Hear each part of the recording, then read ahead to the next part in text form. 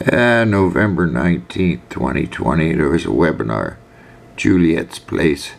It's a shelter for women and their children seeking to depart family violence. They've taught millions of Canadians and Americans all the signs of breathing emergency, the patient's comatose, labored shallow breathing, turning blue from lack of oxygen, making gurgling noises. All those signs proves your heart's beating, could be any of the hundreds of causes of breathing emergency. Then they instruct deny, rescue breathing, and pound on a beating heart. And for some reason, these people are eagerly doing it. They're killing their own children under doctors' and government's orders.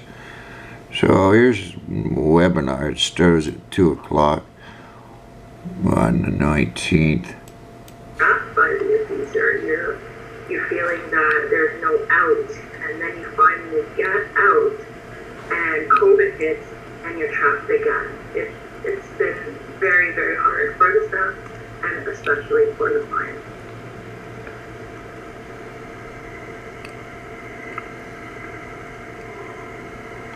I can see that, and I didn't. You know what?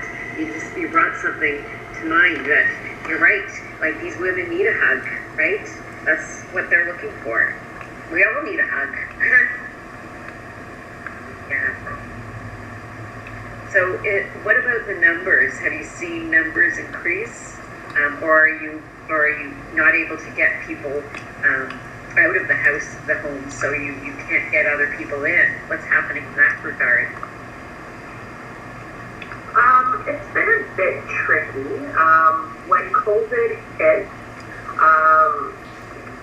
I would say there was a slight decline in terms of calls that we were getting, because it simply just was not safe for women to call and say, I need the support.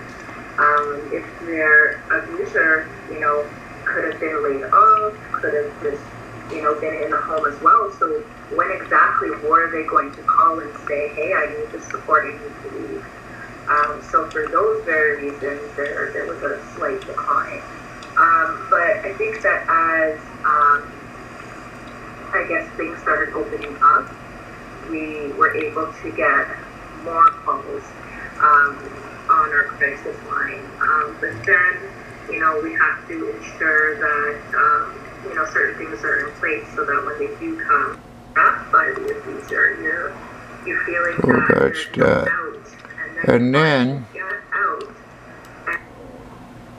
at 20 minutes into the webinar, I get this removable. So I posted that one comment up about trying to save their lives. And these silly doctors, back in 2011, they sit around and going, well, what are we going to do? Well, we're going to teach people all the signs of breathing emergency and then deny rescue breathing. Other doctors in the room would say, well, they're not that stupid, are they? Well, we're going to find out. Well, if they do that, they're going to kill doctors. Yeah, I know, but that's it. The taxpayer's got lots of money he's paying for this. Don't worry about it.